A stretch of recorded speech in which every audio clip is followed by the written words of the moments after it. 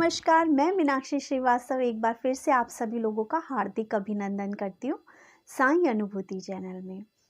और आप सभी लोगों का इस चैनल को लाइक करने के लिए, शेयर करने के लिए और अप्रिशिएट करने के लिए बहुत बहुत धन्यवाद।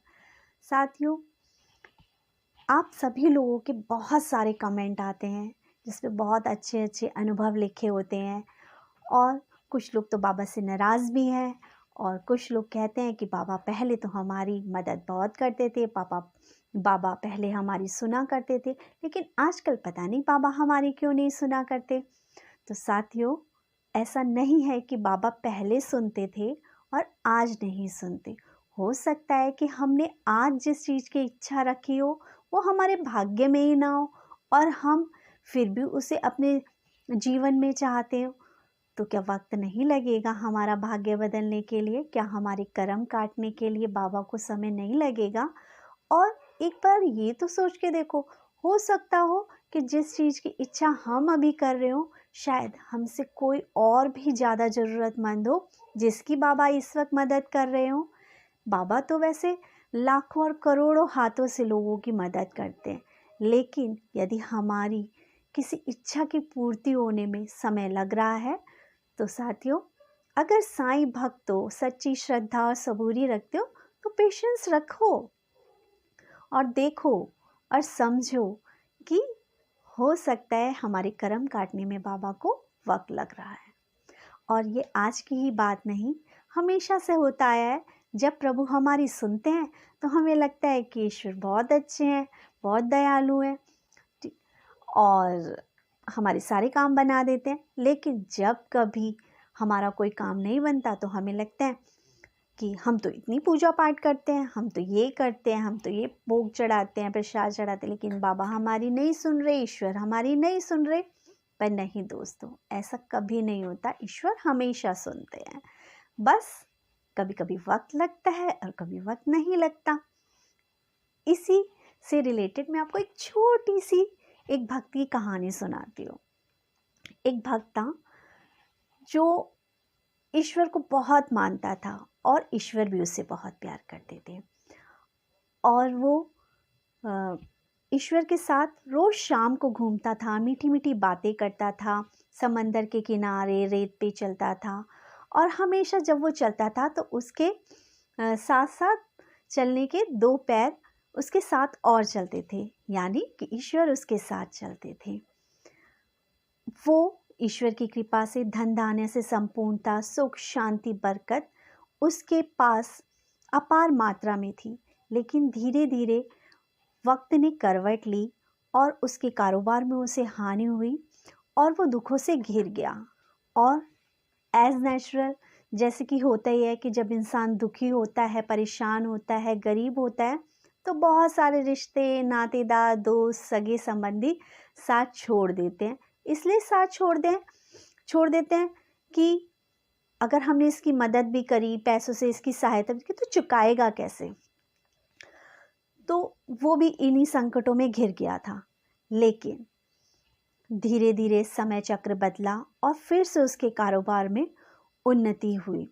उसके दुख के दिन दूर हुए और एक दिन वो फिर शाम को समंदर के किनारे चला और उसने देखा कि जब वो दुख में था, परेशान था, दुखी था, तो रेत पे सिर्फ दो ही पैर होते थे, पैरों के निशान होते थे। लेकिन आज जब उसका कारोबार फिर से चल पड़ा है तो ईश्वर के फिर से मेरे साथ आ गए और आज फिर से 4 पैरों के निशान है। यानी ईश्वर, अब क्योंकि मुझे सुख, शांति और सब धन दौलत मिल गई, इसलिए ईश्वर फिर से मेरे साथ आ गए। और वो उसे बहुत गुस्सा आया और उसने भगवान जी को बहुत तेज से फटकार लगाया। उसने बोला, प्रभु आप भी लोगों की तरह मतलबी निकले। जब मैं दुख में था, संकट में था, आप मुझे छोड़ के चले गए। मैं रोज आता था यहाँ पर आप नहीं होते थे। सिर्फ 2 ही पैरों के निशान होते थे जो कि मेरे। मैं तड़पता था, दुख में आपको पुकारता था, लेकिन आप कहीं नजर नहीं आते थे। तब ईश्वर ने उसे कहा, बेटा जब तू दुख में था, परेशानी में था और तुझे इस रेत में सिर्फ 2 पैरों के निशान नजर आए ना, वो मेरे थे। क्योंकि जब तू दुख और तकलीफ सह रहा था और तू दुख से थक के हार के बैठ ना जाए, कुछ अनहोनी ना हो जाए तेरे साथ। तो मैं तुझे अपने हाथों में उठा के चलता था, तुझे गोद में लेके चल रहा था, ताकि दुख के कांटे तुझे इतना परेशान ना कर दे, इतना विहल ना कर दे कि तू अपने प्राण ही खो दे। तू समझा ही नहीं, मैंने किसी भी पल तेरा साथ नहीं छोड़ा, हर पल मैं तेरे साथ था, तुझे अपनी गोद में लेके चल रहा था। उस पल और उस क्षण उस भक्त को बहुत ज़्यादा बुरा लगा कि उसने अपने प्रभु पे अविश्वास किया और वो बहुत रोया और उसने कहा, प्रभु मुझे माफ़ कर दीजिए, मैं अज्ञान हूँ, मुझे लगा कि आप भी दुख में मेरा साथ छोड़ के चले गए। मुझे क्यों समझ में नहीं आया कि वो प्रभु जो हमेशा मेरे साथ थे, आज वो मुझे तकलीफ़ों से निकाल रहे होंगे, आज वो मुझे दुख के कांटों से बचा रहे होंगे। मुझे माफ़ कर दीजिए प्रभु, मैंने आपकी महिमा पे और आप पे शक किया। उसके बाद प्रभु अंतर्ध्यान हो जाते हैं। दोस्तों, इसी तरह हमारे जीवन में जब हमारे पास सारे सुख होते हैं और हमें खुशियाँ मिल रही होती हैं, तब हमें लगता है प्रभु हमारे साथ है। लेकिन जब हम दुख में होते हैं ना, तब प्रभु और हमारे साथ होते हैं। और साईं बाबा तो कहेंगे दुखियों के सबसे बड़े साथी हैं। बाबा ने तो ना किसी भोग की कामना करी और ना ही किसी कर्म कांड के लिए किसी भी भक्त को कहा। बाबा ने तो सिर्फ और सिर्फ एक नमस्कार ही अपनी पूजा और भक्ति के लिए काफ़ी समझा है। साईं सच्चरित्र में साफ लिखा है दोस्तों कि यदि आप प्रेम से और श्रद्धापूर्वक मेरा नाम भी सिमर लोगे ना, तो भी मैं आपको भव से पार लगा दूंगा। इसलिए दोस्तों, मेरा अनुरोध है उन सारे साईं डिवोटीज से जो कि ये मान चुके हैं कि बाबा अभी हमारा साथ नहीं दे।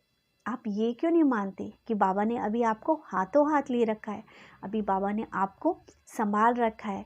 आपके कर्म हैं जो आपके आगे आ रहे हैं। जिस दिन वो कर्म आपके कट जाएंगे, उस दिन आपके सारे काम भी बन जाएंगे।